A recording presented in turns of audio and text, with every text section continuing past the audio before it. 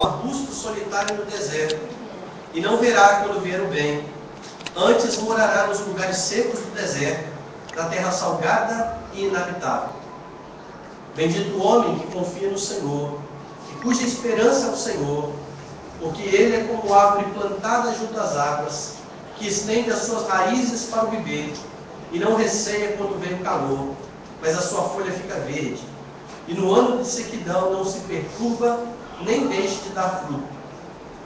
Enganoso é o coração, mais do que todas as coisas, e desesperadamente corrupto. Quem o conhecerá? Eu, o Senhor, esquadrinho o coração, eu provo os pensamentos, e isto para dar a cada um, segundo o seu proceder, segundo o fruto das suas ações. Vamos orar aqui. Santo Deus, fala conosco novamente, instrui-nos por meio da Tua palavra nesta manhã. Em nome de Jesus. Amém. Irmãos, como eu tinha dito, o tema dessa manhã é a igreja da autoajuda.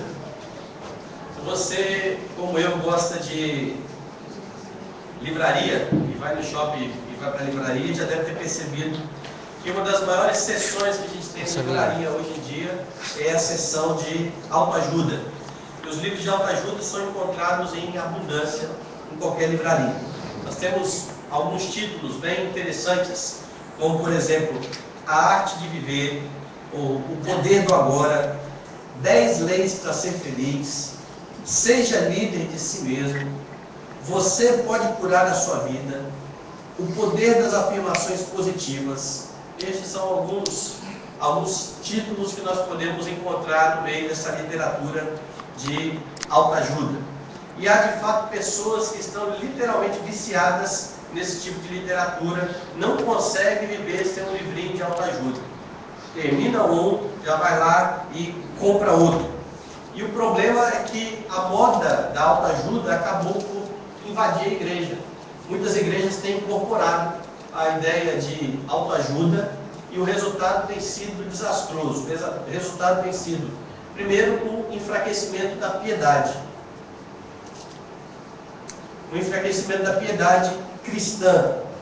E o segundo resultado que nós vemos, por causa dessa ideia de autoajuda, é justamente uma frustração muito grande por parte dos crentes. E é isso que eu vou tentar demonstrar nessa manhã, a partir de então. Nós temos que, primeiramente, entender qual que é o problema quando pensamos em autoajuda. Tem uma frase que eu vou citar aqui, que é uma frase de Samuel Smiles, de 1859, num livro chamado Autoajuda. E ele diz: o céu ajuda aqueles que ajudam a si mesmos. Isso de 1859. A data da IPB, não é isso? A mesma quantidade de anos que tem a Igreja Presbiteriana do Brasil, é o primeiro livro que tem sido considerado livro de autoajuda. Agora, vocês já devem ter visto algumas variações cristãs dessa frase aqui. Não? Faça a sua parte, eu te ajudarei. Não é isso? É uma variação cristã disso aqui. Uma variação gospel dessa frase aí da autoajuda. Eu lembro que tinha um bombeiro que sempre trabalhava na nossa casa, fazia alguns concertos, e depois que ele viu o pessoal converter da minha casa, nós não éramos cristãos, um dia ele chegou lá e minhas irmãs sempre evangelizavam, e ele citou essa uma vez. Falei assim: não, porque está escrito lá na Bíblia, faça a sua parte, eu te ajudarei. Eu falei: você aonde? E aí ele ficou meio assim, não sabia aonde que estava o negócio, está perdido, acho que até hoje tentando encontrar. Mas essa ideia está bem aí no imaginário do povo. A intenção da literatura de autoajuda é qual? Proporcionar às pessoas domínio sobre o seu corpo, sobre a sua mente, e capacitar as pessoas à autorrealização em todas as esferas da vida.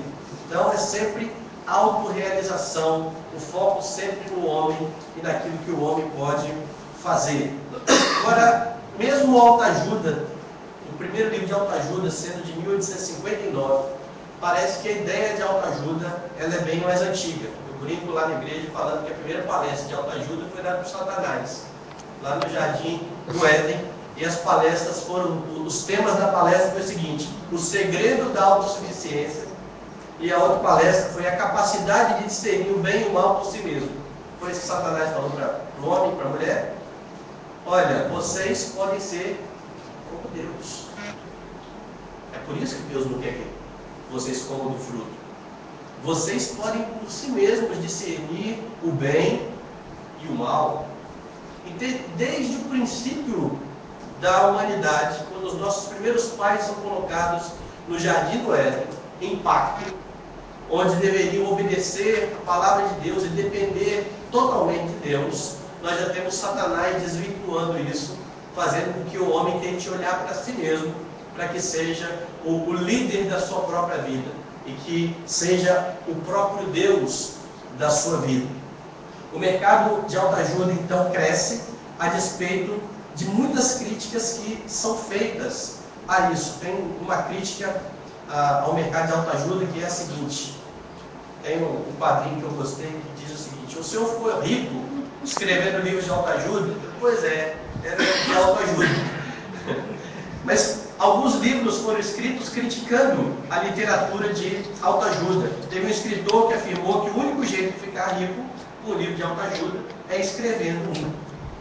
E mesmo assim, com essa crítica do meio secular, do próprio meio secular, do próprio meio de pessoas que trabalham com terapia e que dizem que a autoajuda não serve para nada e que a literatura de autoajuda não serve de muita coisa, as igrejas têm importado essa ideia de autoajuda sem atentar para o que está por trás disso. O problema não é em si aquilo que é apresentado, mas aquilo que está por trás de uma concepção de autoajuda. Quais são os pressupostos que estão por trás da ideia de autoajuda? Primeiro neles é aquilo que é chamado de bondade inata do homem. Para se ter autoajuda, tem que se crer que o homem tem condições, de fato, de resolver os seus problemas. Daí vem o apelo de muitos livros sobre conhecer a si mesmo, ou conhecer a criança interior que está dentro de nós, que foi perdida aí em algum momento da nossa vida.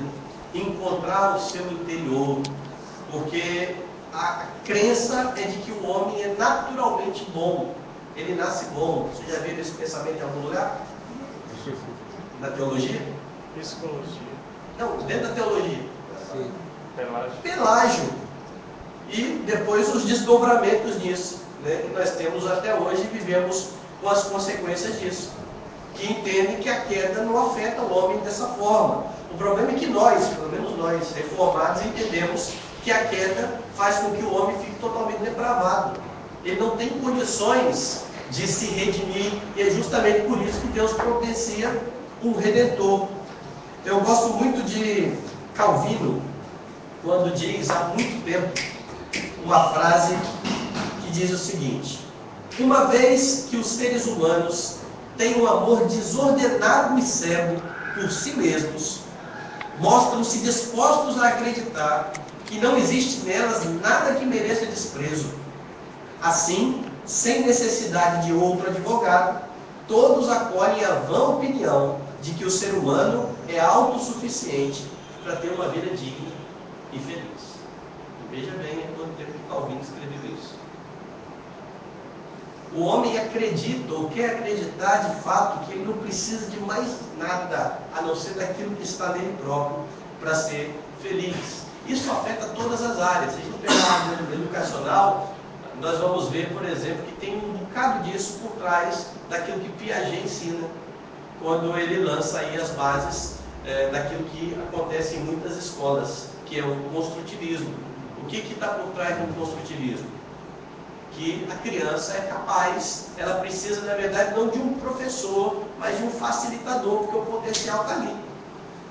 Ela precisa ser despertada para isso. A grosso modo, seria isso. Então, muito do que está por trás de filosofias e de psicologias e de várias coisas da ciência social traz por trás essa ideia ali de bondade inata do homem. Nós sabemos lá em Gênesis que o homem caiu, já falei isso. E com a desobediência de Adão, todos nós nos tornamos também inimigos de Deus. Passamos então a ser inclinados para aquilo que é mal. Vamos pensar em um texto aqui sobre isso, só um. Romanos 3, de 10 a 18.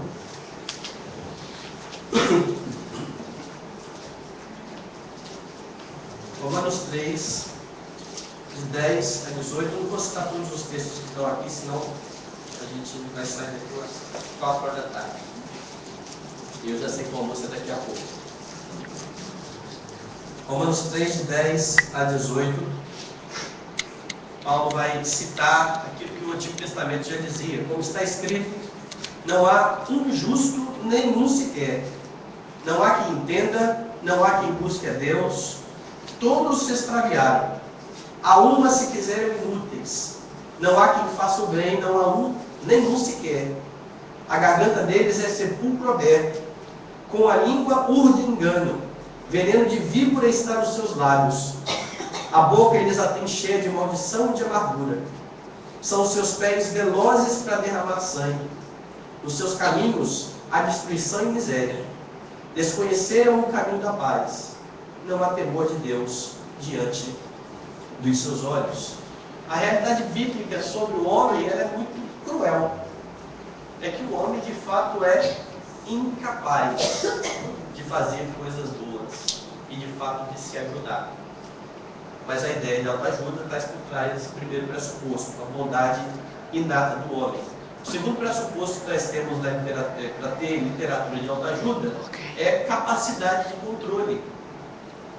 Mais do que ser bom, o homem tem que ter a capacidade de controlar todas as coisas. E esse é um aspecto que está totalmente envolvido. Sendo um homem bom, ele tem a capacidade de mudar vários aspectos da sua vida. E ele consegue fazer isso se ele for bem orientado, dizem esses que gostam de autoajuda. Por isso, eu disse aqui que uma versão cristã da ideia lá do Smiles é o faça a sua parte e eu te ajudarei. Mas o homem está o tempo todo tentando dar uma mãozinha para Deus, para que Deus faça o que tem que fazer por ele. Quando nós falamos de salvação, muitas pessoas vão crer que o homem tem parte integrante aí da salvação e que é o homem que decide, ainda que Deus tenha feito tudo aquilo que era necessário para o homem encontrar paz com o Pai, em última instância é o homem que tem que tomar a sua decisão. Teologia que é tão refutada por nós, não é isso? Mas a ideia está presente aí. Então não é de estranhar várias correntes e campanhas dentro das igrejas que colocam a responsabilidade das coisas nas mãos dos homens. As igrejas vão dizer, olha, vem aqui e fique 7 sextas-feiras fazendo uma campanha e você vai conseguir isso. Ou as igrejas que prometem cura, onde a pessoa vem à frente e o pastor ora, e se a pessoa não foi curada, é por quê? Porque não teve fé. Ela não fez a parte dela, Deus já fez toda a parte dele. Agora nós temos que fazer a nossa parte, porque nós temos capacidade para isso, é o que eles acham. Na igreja que eu me converti, certa vez deram oportunidade para um pastor pregar num culto de domingo à noite. E no final ele chamou o pessoal para orar por cura. E aí veio uma senhora que acho que tinha umas 2 vezes que ela estava indo na igreja, e ele perguntou o que ela tinha, falou assim, eu tenho dor na coluna. Aí ele fez a oração toda dela lá e falou assim, agora você abaixa aí. Aí ela abaixou lá na frente, com toda dificuldade, falou assim, está curada? Tá bom? Falou, está doendo. Aí ele orou de novo, segunda vez. Tenta aí abaixar de novo. Aí ela abaixou de novo. E aí? Está doendo. Terceira vez ele orou, falou assim, pode abaixar aí de novo. Ela já abaixou com medo. Ela falou, está doendo. A senhora não tem fé não. Ele foi para o outro. Ele prometeu uma coisa, mas ela não fez a parte dela. A capacidade está nas mãos dela. Então isso invade de fato as igrejas. E muitos acham que nós temos essa capacidade. Aqui está a ideia também, envolvida também a ideia do pensamento positivo, né? Que simples declarações do que eu posso, eu consigo, eu sou capaz, Alguns filmes trazem isso, né? A pessoa que acorda de manhã, vai para o espelho e diz: você é bom, você é demais, você tem potencial. E aí as pessoas vão e começam a acreditar nessas coisas. Yes, we can. Oi? Yes, we can. Exato. O presidente lá gosta, né? Nós podemos mesmo. Agora na igreja nós pensamos texto fora do contexto para ensinar a mesma coisa. Tudo posso naquele que me fortalece. Você é cabeça e não cauda. Não é isso que as pessoas vão, em muitas igrejas, enfatizar? Você pode, você consegue, Deus te fez. E aí as igrejas revestem isso com uma roupagem gospel, e as expressões são: eu profetizo, eu determino, eu recebo, eu não aceito, e por aí vai, porque a ênfase está toda no homem. Então, nesse ponto aqui, nós percebemos que as falsas promessas de muitas igrejas carismáticas, elas tem por trás esse pensamento positivo aqui também da autoajuda. Se você fizer a sua parte, você vai conseguir. Mas a Bíblia é muito clara ao afirmar que o homem não tem poder de controle. Abre lá em Tiago 4. Tiago 4, versos 13 e 14.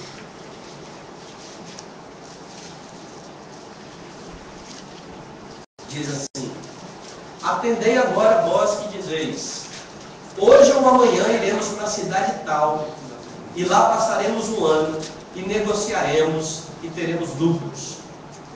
Vós não sabeis o que sucederá amanhã. Que é a vossa vida?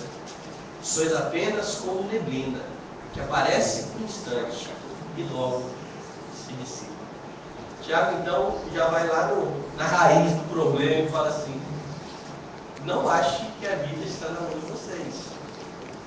Ontem a gente estava vindo para a igreja e o pastor Paulo estava falando do presidente Lula. Ele tinha visto no jornal: o Lula está com câncer. E o comentário foi: a pessoa programa a vida toda, né? Política pela frente, e não sabe que Deus é que tem a resposta em todas as instâncias. E é justamente isso. O controle não está nas nossas mãos. Eu gosto muito de Jesus quando ele fala sobre a ansiedade ali em Mateus 6, quando ele olha para os discípulos e diz o seguinte: qual de vocês, por ansioso que esteja, pode acrescentar um côvado ao custo da vida? Vocês não têm capacidade de controlar isso, de estender a vida de vocês um pouco mais. E a Bíblia é muito clara nisso. O homem não tem poder para se ajudar. O texto que foi lido aqui de Jeremias vai dizer isso. Maldito o homem que confia no homem, faz da carne mortal o seu braço. Eu gosto muito de um outro salmo que vai dizer: uns confiam em carros, outros em cavalos, mas nós no Senhor dos Exércitos. A confiança não está em pessoas ou nos exércitos, mas no Senhor. Aqueles que absorveram a ideia de autoajuda, as igrejas que absorveram essa ideia de autoajuda, elas vão deixar de lado todos esses textos da Escritura. E qualquer texto que na cabeça deles venha depreciar o homem. Então não vai se falar muito em pecado, não vai se falar em depravação do homem, porque essas ideias todas, elas deixam o homem com a sua autoestima lá embaixo. Jay Adams, que é um autor que eu gosto muito, ele cita um escritor que é entusiasta desse movimento de autoajuda dentro das igrejas. Jay Adams diz que ele publicou um livro e mandou para todos os pastores americanos. E nesse livro ele diz o seguinte: o título do livro era Autoestima, a Nova Reforma. E nesse livro ele afirma o seguinte: afirmo que o suprimento necessário de autoestima é a base de tudo. E depois ele fala: a autoestima é a única e maior necessidade da raça humana nos dias de hoje. E é por isso, e com isso nós temos um problema central envolvido na ideia de autoajuda. ajuda. Acabei não passando os slides, né? Deixa eu passar aqui.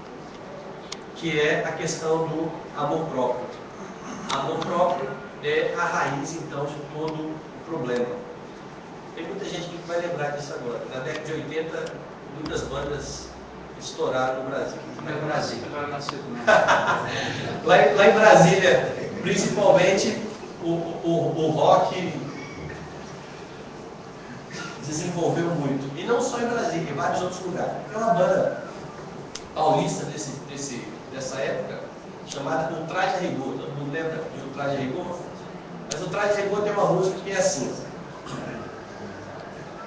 foi tão difícil para eu me encontrar, é muito fácil um grande amor acabar, mas eu vou lutar por esse amor até o fim, não vou mais deixar ele fugir de mim. Agora eu tenho uma razão para viver, agora eu posso até gostar de você, completamente eu vou poder me entregar, é bem melhor você sabendo se amar. Eu me amo, não posso mais viver sem mim. Vocês lembram dessa música? Essa música tem o quê de engraçado quando você escuta? Não posso mais viver sem mim, eu me amo. Ela tem um quê de engraçado, essa música. Mas se você olhar o que está por trás, principalmente essa discografia aqui, quando ele diz: agora eu tenho uma razão para viver, eu me amo. E agora que eu me amo, eu posso gostar de você. E a ideia de amor próprio, secularmente falando, é justamente essa. Você tem que gostar de você, você não pode se depreciar. E é por isso que as igrejas não vão dizer aos crentes que eles são pecadores, que eles precisam de fato de um Redentor, que eles podem viver bem com a sua potencialidade ali. Então, esse dogma da autoajuda é encontrado também nas igrejas. Essa ideia de amor próprio é enfatizada nos nossos dias. Essa foi a revista Veja que falou só sobre isso. Eu me amo, o poder da autoestima. E na igreja, muitos vão dizer o seguinte: se alguém não se ama, não pode amar o seu próximo. Mateus 22, 36 a 40. Abre lá para mim, por favor.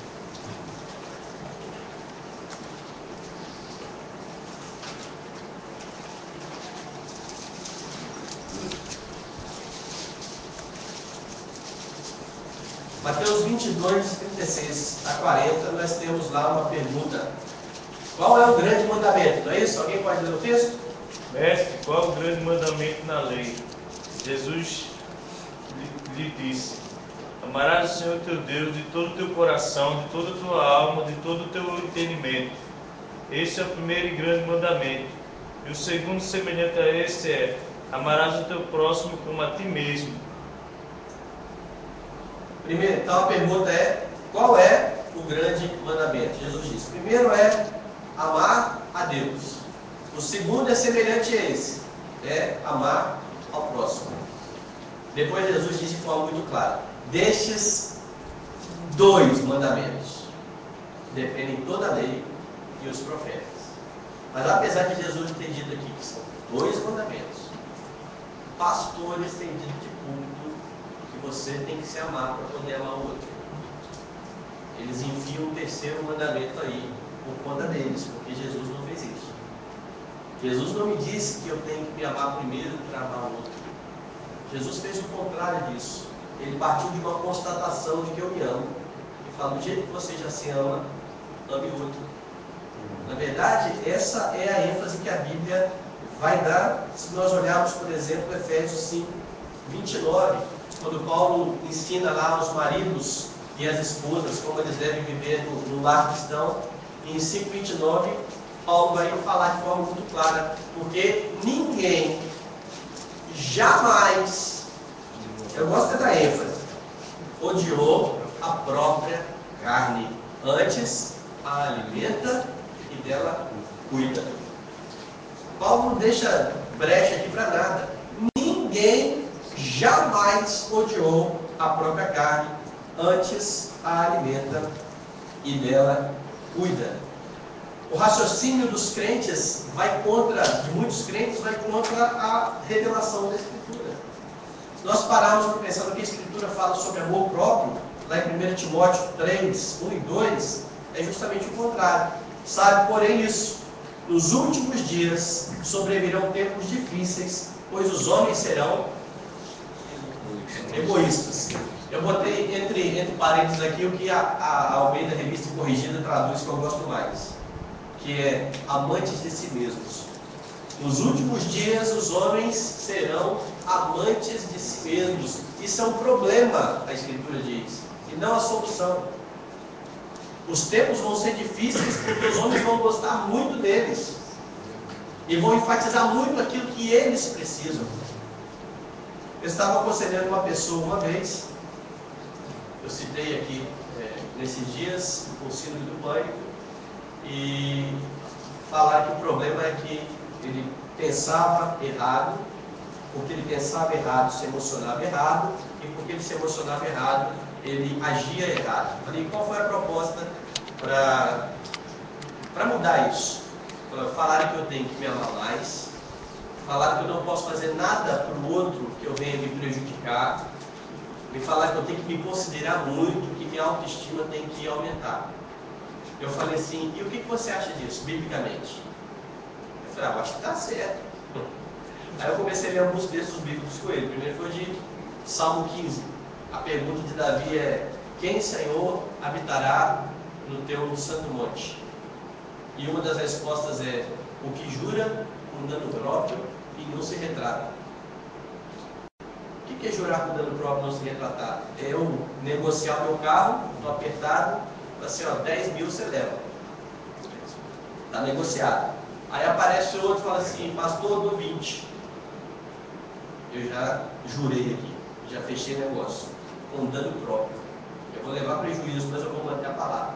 É contrário daquilo que ele foi ensinado lá. Ou Paulo dizendo, é melhor sofrer o prejuízo do que ficar levando irmão a litígio. Ou Jesus dizendo, se alguém bater numa face, dá outra. Se alguém roubar a capa, dá a túnica também. Então a ideia bíblica é totalmente oposta a isso que essa pessoa aprendeu. Mas a ênfase dos nossos dias é, você tem que se amar mais. Então se você está vivendo um lar conturbado, você deixa a sua esposa e vai ser feliz, você tem que se amar. É isso que eles vão ensinar. Só corrigindo aqui, é 2 Timóteo 3, 1, 2. Ah, sim. Rapaz, o pior de tudo é o seguinte, eu tenho isso aqui lá na igreja, eu tinha corrigido e eu não sei o que cara botou. É verdade. É 2 Timóteo mesmo. Obrigado. Então, a ideia é justamente essa. Quando nós olhamos para a Escritura, a ideia de amor próprio, ela é uma ideia totalmente equivocada. Mas tem muita publicação cristã, tem muito púlpito das igrejas cristãs que estão fazendo justamente, ou ensinando justamente aquilo que a Bíblia tanto condena. Se nós queremos honrar Deus, agindo de forma bíblica, nós precisamos entender que a Escritura de fato ensina sobre o amor. E a Escritura fala muito sobre o amor, mas ela fala como é o amor. Pensa que o amor, e a maior demonstração de amor que nós temos, é o Calvário. É Deus fazendo algo em prol do seu inimigo.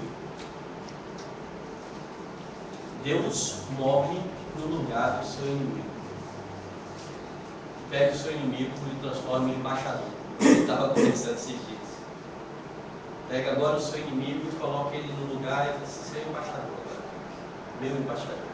Essa é a maior demonstração de amor que nós temos. Paulo vai falar em Coríntios que o amor é paciente, ele é benigno, não arde em ciúmes, não se ufana, não se ensoberbece, não se conduz inconvenientemente, não procura os seus próprios interesses. Se a gente olhar todo o contexto de Coríntios, o que Paulo estava falando aqui nesse texto que a gente usa até para casamento, era uma burdoada nos Coríntios.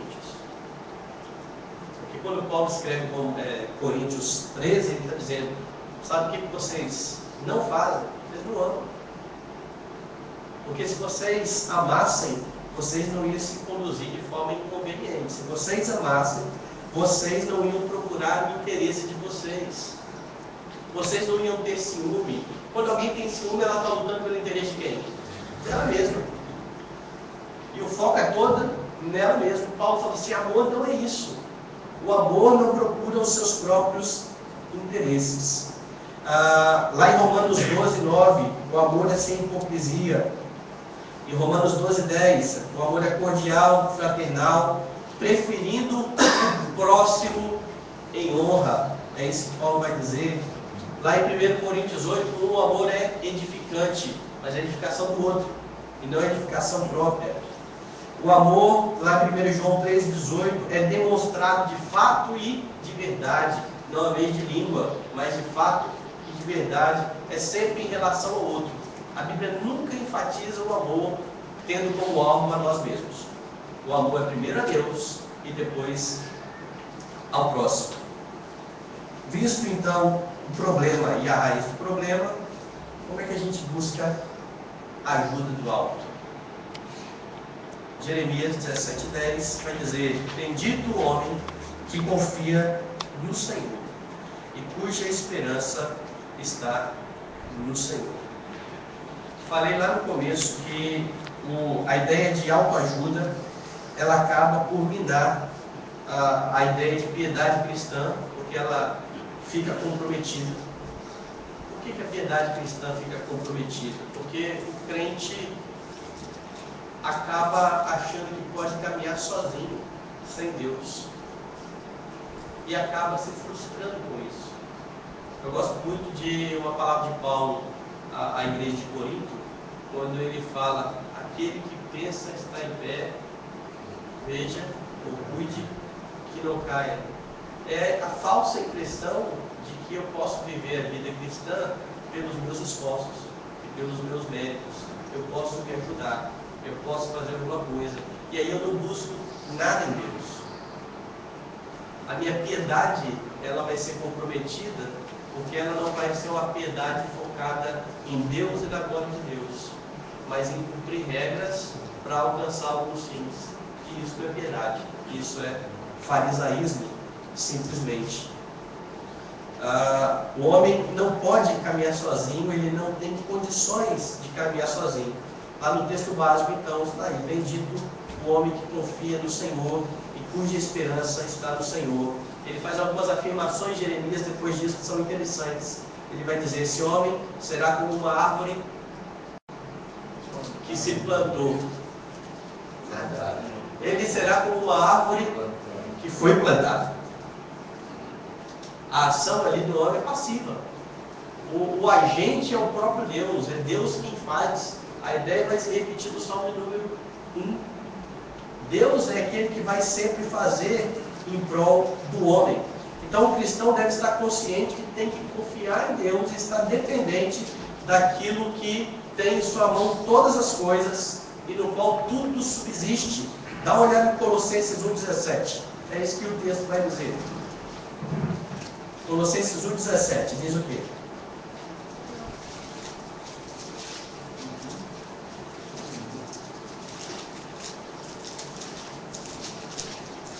Ele é antes de todas as coisas, nele tudo subsiste. Nele tudo subsiste. Em Hebreus 1:3 ele vai dizer que ele sustenta todas as coisas pela força do seu poder. É isso que a Bíblia nos ensina. Então, entendendo isso, e o caminho bíblico, nós devemos entender que de Deus depende, primeiro, a salvação. O homem não tem condições de se salvar. O homem caiu em Adão, a humanidade caiu em Adão, e agora, se o próprio Deus não vier em direção a esse homem, não mudar o coração desse homem, não lhe dar uma nova disposição, ele estará perdido. Se o homem pode se salvar, Cristo Jesus morreu à toa. Nós anulamos toda a pregação da cruz. O homem, por ser totalmente depravado, não tem condições de buscar Deus. Nós vimos isso em Romanos, capítulo 3. Não há ninguém que busque a Deus. Não há quem entenda. Todos se extraviaram. Os judeus não estavam entendendo isso de forma correta. Os judeus raciocinavam por serem descendentes de Abraão. Automaticamente, eles estariam salvos, bastando guardar a lei. É por isso que Paulo vai ser bastante duro ali em Romanos e vai dizer que a lei nunca teve por objetivo salvar ninguém. Pelo contrário, a lei foi dada para que toda boca se cale e todo mundo seja culpado perante Deus. A lei foi dada para que o homem olhe para a lei e veja: eu sou culpado, eu sou condenado. A linguagem que Paulo usa ali é de como se fosse de fato um promotor acusando, e depois que a acusação foi ouvida, ele não tem nem o que falar mais. É aquilo que as pessoas dizem aí: contra fatos não há argumento. Não tem como se levantar para uma defesa. A lei nos mostra isso, mas o judeu não estava entendendo isso. E aí olha o que acontece lá no capítulo 10 de Romanos.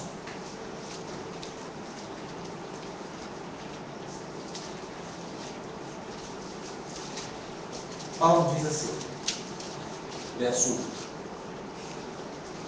1: Irmãos, a boa vontade do meu coração e a minha súplica a Deus a favor deles, dos judeus, são para que sejam salvos, porque lhes dou testemunho de que eles têm zelo por Deus, porém não com entendimento, porquanto, desconhecendo a justiça de Deus e procurando estabelecer a sua própria justiça, não se sujeitaram a que vem de Deus, porque o fim da lei é Cristo. O que Paulo está argumentando aqui é que olhar para Cristo e ter fé em Cristo, crer em Cristo, põe fim à tentativa de se justificar pela lei. Se eu entendo perfeitamente que Jesus cumpriu por mim a lei, e eu creio nisso, eu não preciso ficar me esforçando para cumprir a lei para ser salvo. Eu não preciso estabelecer justiça própria. Eu preciso cumprir a lei sim para que Deus seja honrado, mas não com o fim de ser salvo, porque isso não está em minhas mãos. Então, é por isso que Paulo pode aqui em Romanos mesmo, no capítulo 9, afirmar categoricamente que a salvação não depende de quem quer, nem de quem pode, mas de usar a Deus a sua misericórdia. A salvação depende de Deus, não está nas mãos do homem. Segunda coisa, de Deus depende a nossa perseverança. Além de ser incapaz de conseguir se salvar, o homem também é incapaz de se manter nesse estado. Por mais que a gente às vezes pense o contrário. Tinha uma música antiga que as igrejas cantavam, até as igrejas protestantes, quem cantava isso era o Nelson Ned. E o Nelson Ned cantava aquela música que dizia assim: se as águas do mar da vida quiserem te afogar, segura na mão de Deus e vai. Não era assim que ele cantava? Mas a ideia é de que eu persevero porque eu estou segurando a mão de Deus. Eu gosto mais do nosso hino. Lembra do nosso hino? Cuidado. Com tua mão segura bem a minha. Pois eu tão frágil sou, ó Salvador, que não me atrevo a dar jamais um passo sem teu amparo, Cristo, meu Senhor. Senhor, garra aqui. Sozinho não dá. E nós sabemos que é isso. Vai atravessar a mão com o menino aí, pequeno, o que o pai faz? Pega aqui na minha mão. É nada. Garra, e garra até forte às vezes. A gente fica marcado no braço, se o menino for muito atentado. Porque depende do pai segurar o filho mesmo. E nós só perseveramos por causa disso. Quando Paulo escreve aos Filipenses, capítulo 1, 6, sabe lá, ele vai dizer justamente isso. Filipenses 1, 6: estou plenamente certo de que aquele que começou a boa obra em vós há de completá-la até o dia de Cristo Jesus. E é por ter toda essa convicção que Paulo pode escrever um dos textos mais bonitos que tem em Romanos, no livro de Romanos, que é quando ele diz que nada pode nos separar do amor de Deus. Nem poderes, nem altura, nem anjos, nem principados, nem potestades, nem coisas do presente, nem do porvir, nada.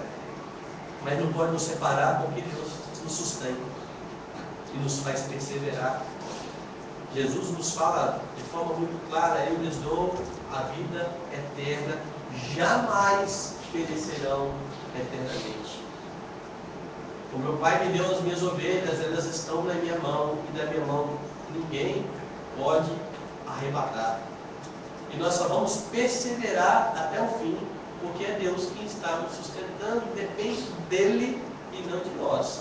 Porque se dependesse de nós, não tinha ninguém aqui hoje de manhã. Se dependesse do homem se manter no caminho do Senhor, estaríamos de fato perdidos. Terceira questão, de Deus depende a nossa santificação. Nós sabemos que a santificação é um imperativo para o crente, não é isso? Santificai-vos, lá no Antigo Testamento, porque o Senhor fará maravilhas no meio de nós. No Novo Testamento, sem a santificação, ninguém verá o Senhor. É um imperativo para o crente. Mas nós só podemos buscar isso porque Deus está operando em nós. 1 Tessalonicenses. Eu gosto muito desse texto. 1 Tessalonicenses 4.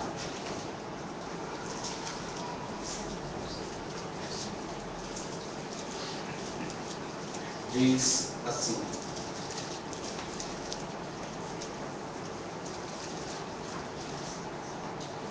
Verso 3: Pois esta é a vontade de Deus, a vossa santificação, que vos abstenhais da prostituição, que cada um de vós saiba possuir o próprio corpo em santificação e honra, não com desejo de lascívia como gentios, que não conhecem a Deus. E que nessa matéria ninguém ofenda nem defraude a seu irmão, porque o Senhor contra todas essas coisas, como antes vos avisamos e testificamos claramente, é o vingador. Esse é o texto anterior que fala do imperativo. O texto a que eu me referia antes é o de Filipenses. Filipenses capítulo 2, que eu falei que eu gosto muito. A partir do verso 12, Paulo diz àqueles irmãos: assim, pois, amados meus, como sempre obedecestes, não só na minha presença, porém muito mais agora na minha ausência, desenvolvei a vossa salvação com temor e tremor. O que é desenvolver a salvação? É justamente a santificação. Mas Paulo depois diz o seguinte: porque Deus é quem efetua em nós o querer e o realizar. A ideia aqui é de que eu posso agir porque Deus está agindo em mim. Ele é que me capacita a isso. É por isso que o crente não pode dizer que há provação nenhuma que seja muito grande para ele. Porque Deus é fiel, diz Paulo aos Coríntios, e não permitirá que sejais tentados além das vossas forças. Pelo contrário, junto com a aprovação, vos dará livramento, de sorte que a possais suportar. Então Deus me dá condições de suportar a tentação. Eu posso suportar, mas eu posso porque Deus é que me dá condições disso. Então depende de Deus a nossa santificação. Como depende de Deus toda a piedade cristã. É isso que nós estamos vendo aqui em todos esses dias, quando Deus chama os seus filhos a uma vida de piedade. Mas Deus nunca vai exigir de nós algo que Ele nos capacite. Não tem nos capacitado antes para fazer. Eu acho muito interessante quando a gente estuda no contexto de aliança, o texto lá na criação, quando de 26 a 28 ali de Gênesis 1, começa o texto dizendo: então disse Deus, façamos o homem à nossa imagem, conforme a nossa semelhança, ele vai ter domínio sobre os peixes, sobre as árvores, sobre todo animal. Então Deus expressa a sua vontade. Depois, o verso 27 vai dizer: e criou Deus o homem à sua imagem, à sua semelhança. E o verso 28 vai dizer: e abençoou Deus. E lhes disse: fecundos, enchei a terra e dominai. A bênção de Deus consistia ali no quê? Na capacidade para que o homem realizasse tudo aquilo que Deus tinha planejado para ele. Deus falou que o homem faria aquilo e Deus supriu o homem de capacidade para fazer aquilo. Então Deus não pede algo que nós não damos conta de fazer. Por isso que Deus pode exigir de nós uma vida piedosa. E pode dizer que nós devemos buscar santidade de vida. Nós podemos amar porque Ele nos amou primeiro. É isso que fala João 14, 4:9. 1 João 4:9. Nós podemos ter compaixão porque nós fomos alvos da compaixão. Nós podemos amar o nosso inimigo porque nós éramos inimigos e Ele nos amou primeiro. Então tudo aquilo que Deus manda eu fazer para o próximo, Ele já fez por mim. Eu posso e devo perdoar porque Ele me perdoou. Ele deixa isso muito claro lá na oração do Pai Nosso, lá no finalzinho, quando Ele diz: porque se perdoardes aos homens as vossas ofensas, vocês também vão ser perdoados. Se não perdoarem, vocês também não vão ser perdoados. Ou na parábola lá do credor incompassivo, que foi perdoado da sua dívida grandiosa, mas que não perdoou, e ele foi repreendido. Eu posso fazer porque Deus já fez por mim. E aí 2 Pedro me dá uma notícia muito boa. A gente já leu esse texto aqui nesses dias, eu quero ler de novo. 2 Epístola de Pedro, capítulo 1, verso 3 em diante. Visto como pelo seu divino poder nos têm sido doadas todas as coisas que conduzem à vida e à piedade.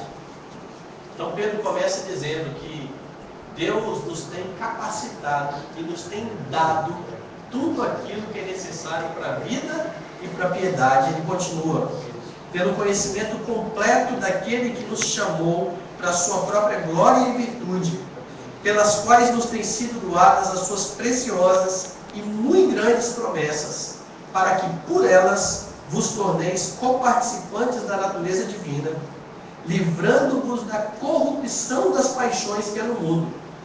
Por isso mesmo vós, reunindo toda a vossa diligência, associai com a vossa fé a virtude, com a virtude o conhecimento, com o conhecimento o domínio próprio, com o domínio próprio a perseverança, com a perseverança a piedade, com a piedade a fraternidade, com a fraternidade o amor. Porque estas coisas existindo em vós, e em vós aumentando, fazem com que não sejais nem inativos, nem infrutuosos no pleno conhecimento do nosso Senhor Jesus Cristo. Pois aquele a quem estas coisas não estão presentes é cego, vendo só o que está perto, esquecido da purificação dos seus pecados de outrora.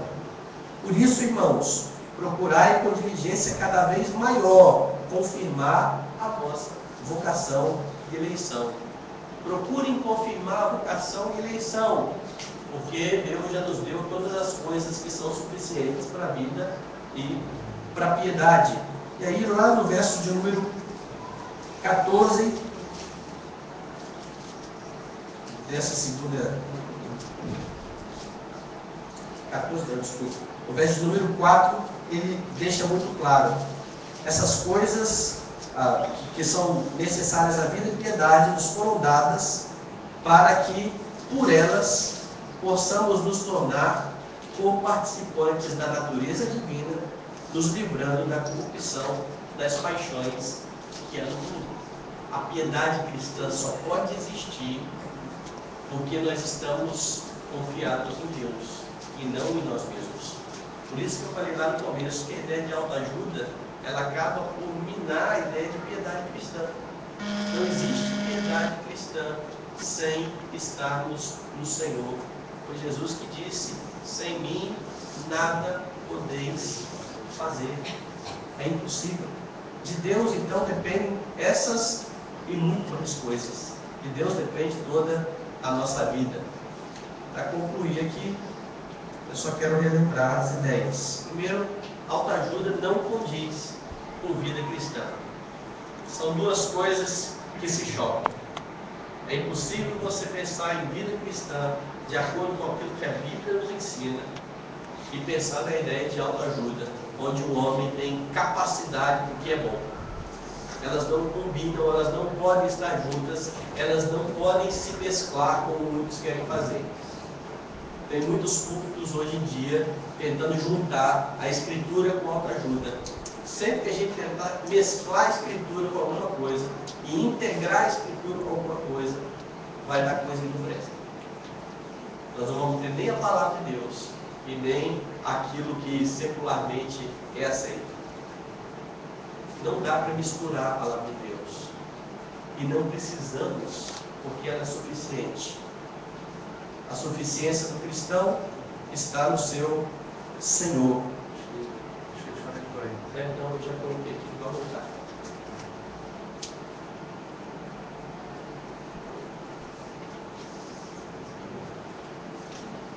A suficiência do cristão, então, está no seu Senhor. É no Salvador que nós temos todas as coisas. A nossa confiança não pode estar na nossa capacidade. Infelizmente, nós muitas vezes confiamos mais na nossa capacidade do que no próprio Deus.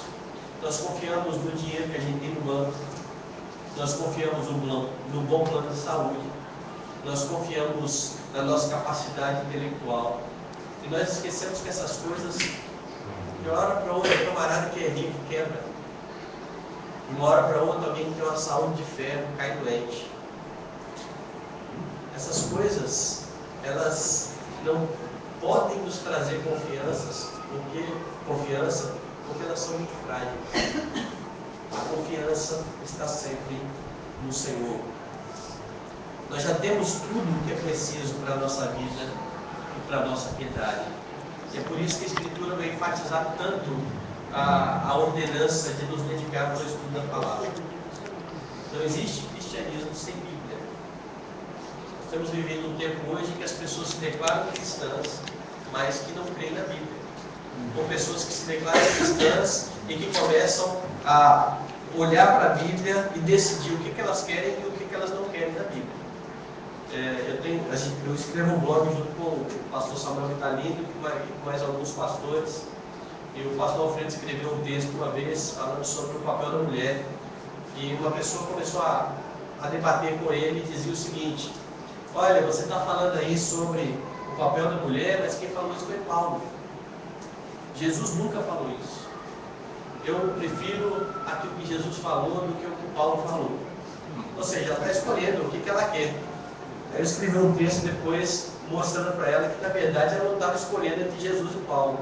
Ela estava escolhendo entre Mateus, Marcos, Lucas ou João e Paulo. E Jesus mesmo não escreveu. Quem escreveu foi Mateus e disse que Jesus falou aquilo. Então eu tenho que confiar que Mateus falou a verdade. Mas se eu confiar que Mateus falou a verdade, Paulo também disse que recebeu o Evangelho do próprio Jesus. Então, isso é uma bobagem. Mas por que as pessoas fazem isso? Porque elas querem a Bíblia de acordo com a sua vontade. O que da Bíblia se encaixa naquilo que eu quero viver, eu pego. O que não, eu não quero saber. Aí eu falo que não está na Bíblia, que não está nos melhores manuscritos, e eu dou a desculpa que eu quiser dar, para não me agarrar à Bíblia. Mas o fato é que Deus nos ordena a meditar no livro da lei, de dia e de noite. Josué ouviu isso. Essas palavras que eu te ordeno estarão no teu coração. Foi isso que Deus falou? Não, isso foi em Deuteronômio. O que Josué ouviu foi que medita no livro da lei de dia e de noite, para fazer tudo conforme nele está escrito. E então farás prosperar o seu caminho e serás bem sucedido. O motivo dos fariseus errarem tanto, Jesus dizia: errais porque não conheceis as Escrituras e nem o poder de Deus. Se o Senhor já nos deu aquilo que é suficiente para a vida e eternidade, nós devemos então nos agarrar à Escritura, conhecer a Escritura, para que a nossa vida ou nas nossas ações não precisemos nem ficar lembrando o que a Bíblia diz, porque isso vai fazer tão parte do nosso coração que naturalmente nós vamos agir como Deus quer que hajamos. A minha impressão é que tem crente que é parecido com aquele Hong Kong Fu. Todo mundo lembra do Hong Kong Fu? Hong Kong Fu era um desenho animado de um cachorrinho, um cachorro que era zelador, e que ele entrava num gaveteiro e se transformava num lutador de karatê. Era o Hong Kong Fu. E o Hong Kong Fu tinha um livro de manual de Kung Fu. Então toda vez que ele se via no aperto e via alguém atacar ele, ele ia procurar para ver o que o manual de Kung Fu dizia, como que ele ia contra-atacar. E geralmente ele perdia o manual, caía no chão. Então o manual caía no chão, ele ia atrás, a pessoa atacava, ele passava por cima. Então ele se livrava dos ataques, não porque ele sabia Kung Fu, mas porque ele estava procurando o manual e acabava se livrando sem querer. Tem muito crente que faz da Bíblia isso. Não conhece a Bíblia e vive, às vezes, atrás de como é que Deus quer que eu ache? Você vê que coisa interessante? O meu professor, reverendo Ernest, dizia o seguinte: quem vive dizendo que quer saber qual é a vontade de Deus, é porque não quer fazer a vontade de Deus. Porque a vontade de Deus está aqui. Eu achei aqui uma carteira com aí uns 5 mil reais. Lá na carteira. Aí eu peguei e vi o documento, estava lá, Manuel Canuto. Aí eu vou orar. Aí eu vou orar para saber qual é a vontade de Deus. Se é para eu devolver a carteira ou não. Tem que orar. Qual será a vontade de Deus para a minha vida? Eu tenho que fazer essa oração. Ou uma moça que começa a olhar um rapaz não crente, ou vice-versa. Um rapaz que começa a olhar uma moça não crente. Deixa eu orar para ver se é a vontade de Deus de eu namorar com ela. Não é. Está na Bíblia, não é. Só que a gente fica querendo imaginar que Deus talvez tenha uma outra vontade. E eu sei que nos seus propósitos soberanos, Deus muitas vezes usa o nosso pecado para cumprir o seu propósito. Mas o meu pecado vai ser sempre o meu pecado. E eu não posso confiar que se eu fizer uma coisa contrária ao que Deus diz, Deus vai abençoar lá na frente. Quanto a essa questão, por exemplo, de relacionamento, a gente pega, o pessoal gosta de citar muito a Ruth. Dizendo, você está vendo? Ruth está aqui na linhagem porque foi um casamento misto. Só que a história começa contando a história de 2 filhas. Não é isso? Ruth e a outra era Ó. O que aconteceu com ela, então, depois que o marido morreu?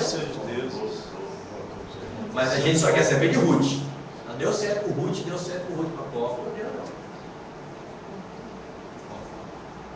A vontade de Deus está aqui. Quer agradar a Deus? Está aqui. Não fica imaginando o que Deus tem na sua vontade secreta, porque aquilo que Ele não revelou não pertence a nós. Ele diz que aquilo que Ele revelou pertence a nós, aos nossos filhos. O que Ele não revelou pertence a Ele. Que a nossa dedicação esteja então em conhecer a palavra, para que Deus seja honrado em nossas ações em todo o tempo, por meio da nossa prática da palavra. A boa notícia é que nós nunca vamos estar sozinhos nisso, porque até nisso é Deus que tem que nos capacitar. Deus nos abençoe. Vamos orar mais uma vez.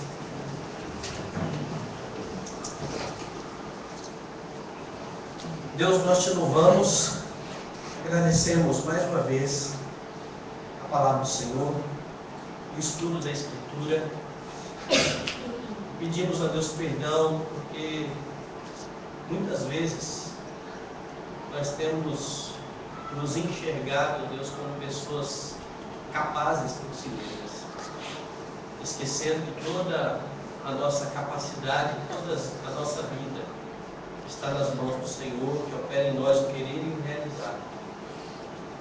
Por isso, Deus, ao invés de tributar glória e honra ao teu nome, muitas vezes queremos nós mesmos ser honrados.